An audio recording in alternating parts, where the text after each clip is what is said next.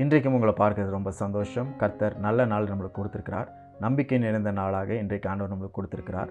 ஒருவேளை நம்மை சுற்றி இருக்கிற சூழ்நிலைகள் நம்பிக்கை தருகிற சூழ்நிலைகளாக இல்லாமல் இருக்கலாம். ஆனால் தேவன் தம்முடைய விசுவாசத்தையும் நம்பிக்கையும் நம்மளுக்குள்ளாக அளித்திருக்கிறார். அதன் மேலே நம்ம சார்ந்து இருக்கும்படிக்கு, என்ன நடந்தாலும் தேவனை சார்ந்து இருக்கும்படிக்கு நம்மளுக்கு ஒரு பெரிய தைரியத்தை கொடுத்துருக்கிறார். இன்றைக்கும் அப்படிப்பட்ட ஒரு நாளாக இருக்கிறக்காய் ஆண்டவருக்கு நன்றி சொல்லுங்கள். யாக்கோபு 1 வசனத்தில் படிக்கிறோம். ஆனாலும் அவன் எவ்வளவாகிலும் சந்தேகப்படாமல் விசுவாசத்தோடே கேட்க கடவன்.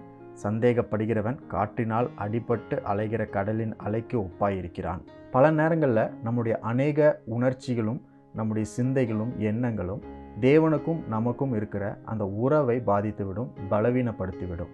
நம்மளுக்கு வருகிற எல்லா எண்ணங்கள், உணர்ச்சிகள் இதெல்லாம் நம்ம யோசித்து கொண்டே இருக்கும் பொழுது தேவனுக்கும் நமக்கும் இருக்கிற தூரம் அதிகமாகும், அந்த உறவு பாதிக்கப்படும், நாம் பலவீனமாகும். அப்படிப்பட்ட அநேக உணர்ச்சிகளில் ஒரு உணர்ச்சி என்னென்னா சந்தேகம்.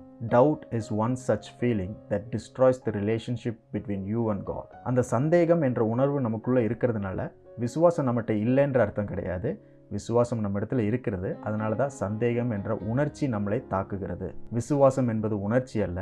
விசுவாசம் என்பது தேவனுடைய பொருள். தேவனே நம்மளுக்குள்ள வாசம் செய்கிறார்ன்ற காரியம்தான் விசுவாசம். ஆனால் சந்தேகம் என்பது ஒரு உணர்ச்சி.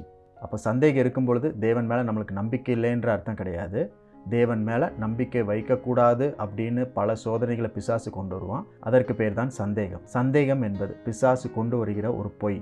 விசுவாசம் எங்கே அதிகமாக இருக்குதோ அந்த இடத்துல தான் பிசாசு சந்தேகம் என்ற பொய்யை நம்முடைய மனதில் ஏவுவான், நம்முடைய சிந்தைகளில் அவன் புகுத்துவான். ஆனால் உங்களுக்கு விசுவாசமும் உண்டு, சந்தேகமும் உண்டு அப்படின்ற பட்சத்தில் நீங்கள் எதற்கு உணவளிக்கிறீங்க அப்படின்றத முக்கியம். நீங்கள் விசுவாசத்திற்கு உணவளித்து அதை வளர்த்துறீங்களா, இல்லை சந்தேகத்துக்கு அதிகமாக உணவளிக்கிறீங்களா அப்படின்றது உங்கள் கையில் இருக்குது. விசுவாசத்திற்கான உணவு தேவனுடைய வார்த்தையாக இருக்கிறது. தேவனுடைய வார்த்தையை அதிகமாக நீங்கள் படிக்கும் பொழுது, அதை சார்ந்து இருக்கும் பொழுது, அதை நம்பிக்கையாக வைத்திருக்கும் பொழுது உங்களுக்குள்ளே இருக்கிற விசுவாசத்தை நீங்கள் வளர்த்தி கொண்டே இருக்கிறீர்கள். அதற்கு நீங்கள் உணவு கொடுத்துட்டே இருக்கிறீங்க. தேவனுடைய வார்த்தைக்கு மாறாக வேறு எந்த காரியத்தை நீங்கள் தியானம் செய்தாலும், நினைத்தாலும், யோசித்தாலும் அது உங்களுக்குள்ளே இருக்கிற சந்தேகத்திற்கு நீங்கள் உணவளிக்கிறீங்கன்னு அர்த்தம். அப்போது சந்தேகம் வளர்ந்து கொண்டே இருக்கிறது. ஆனால் தேவன் நமக்கு விசுவாசத்துக்கு தேவையான எல்லா ஆகாரத்தையும் உணவையும் கொடுத்திருக்கிறார்.